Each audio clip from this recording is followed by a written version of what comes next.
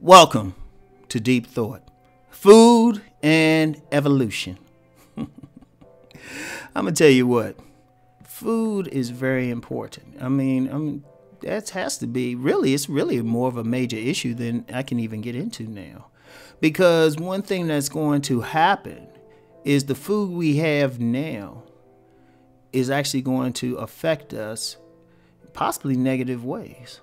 Because so much of the food now is genetically modified, and we might not see the full results of it for a while, right? And still, there are those who argue that that's one of the reasons, like stuff like testosterone is going down. Young girls are reaching puberty like at 9 years old because of the hormones and chemicals in the food and everything, even to the point where I've actually had someone who was a scientist and familiar with food said, look, don't eat anything, which is impossible to do. Don't eat anything unless you personally know the person who grew the food. It's deep, and it's really hard to find anything that's not genetically modified, right? And it's interesting, I remember, like most people say, if you got to eat watermelon, that's just an example. If you have to eat watermelon, you need to eat ones with seeds, but that's hard as heck to find. I haven't seen them in a store in a while. And usually it's to the point if you can find one, you might have to find it at a stand or something where somebody still grows them. And you're paying a little bit extra, but it'll be worth it. But I'm not going to get into all that, but food affects evolution. Because our building blocks for our body, for the cells in our body, come from food.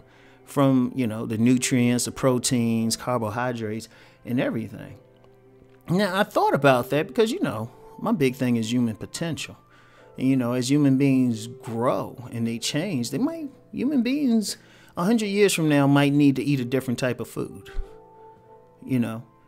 There's some stuff now, like if we go 100 years in the past, magically transported there, that food might give us a better kick. We might feel something different. We can't figure out why. What is it?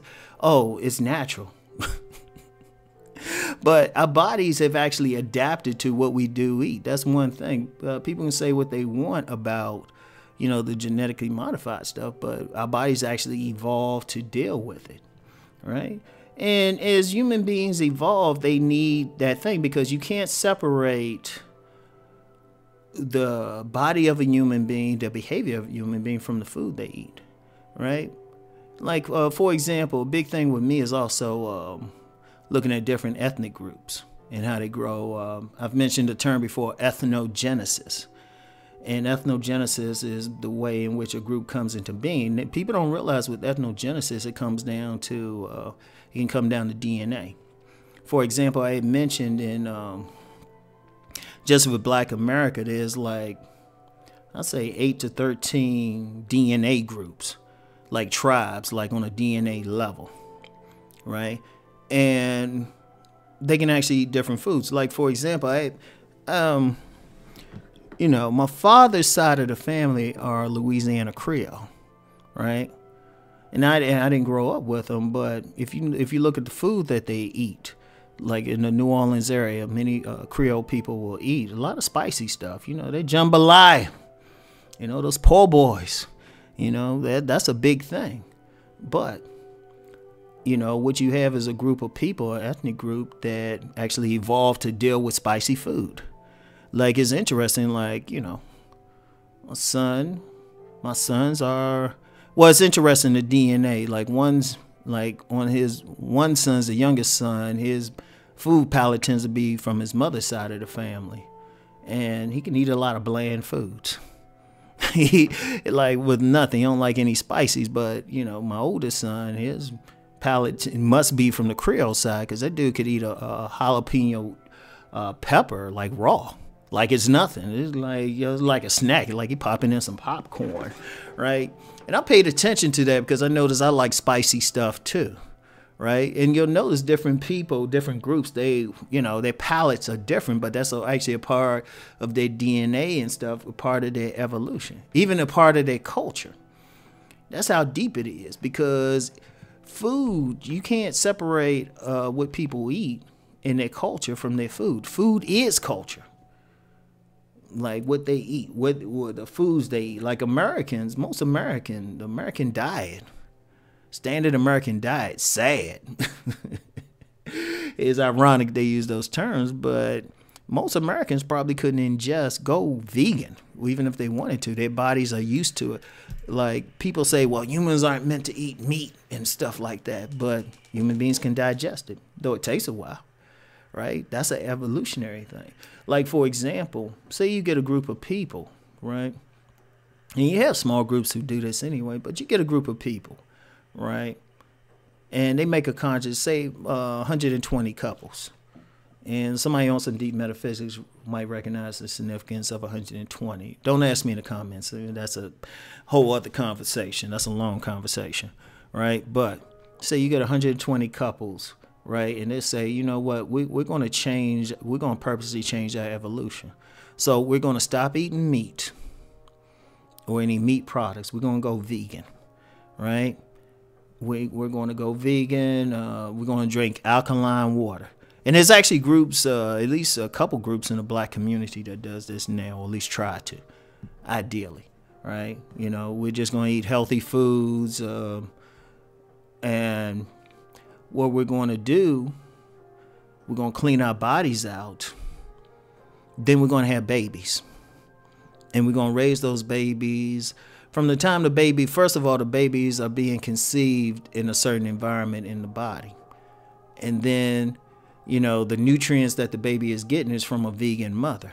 And then when the baby is breastfed, you know, the breast milk is being created through vegan type of food, no meats. And let's see what we have. And then what'll happen is, in maybe 2 generations, you have a group of kids, a group of people who can't ingest meat at all. But their bodies have evolved, because at the same time not being able to ingest meat, and people, you know, there's always argument where would they get their proteins. Trust me, you can eat some nuts for proteins, right? You can get nuts or other stuff for protein, beans for protein. That's not a big deal, right? Probably because you have plenty of vegan athletes, but you consciously do this, right? I say in a couple generations, they won't be able to eat meat, right? And also too, here's something deep. Like, I know of a gentleman, and actually we share the same birthday, so I always think about this gentleman. His brother told me that this child was born with like a lack of mucus, right? Because his mother was vegan when she conceived him and had him. Now, that's an evolutionary thing too, because according to some doctors, and I have to really explore this myself, so I'm not going to stand on it totally, but from what I've heard and been informed of, right, sickness comes from mucus. And if you deal with the mucus in someone's body, they don't get sick. If you think about colds and flus and stuff, that's really just the mucus. Now, like I said, I haven't studied it fully. And all I'd have is what some doctors have said, and with this gentleman, this guy who's very healthy, physically healthy, bigger than me.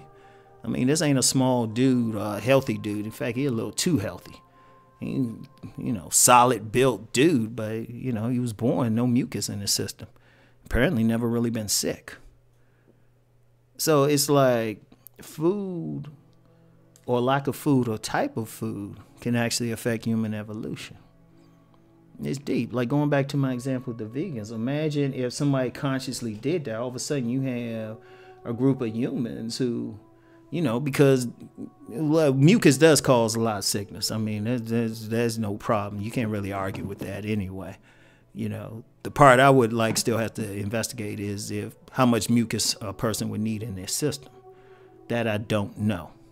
You know, if somebody has insight into that, please share it.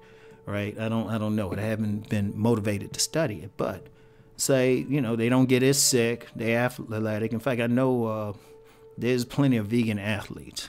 In fact, I know a young lady. She's been literally vegan since birth, and very, very physically attractive, very healthy.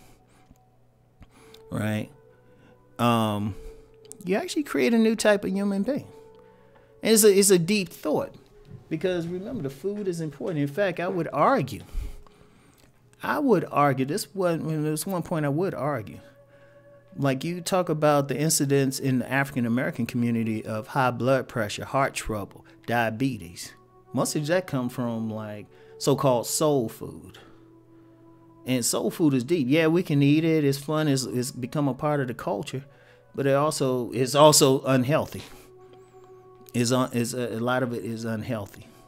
I mean, we did what we had to with what we were given, but it's unhealthy. Imagine if most of the population ate better.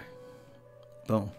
Because you can deal with a lot of diseases just by eating differently. So anyway, that's all I have for now. Something to think about. Peace and blessings.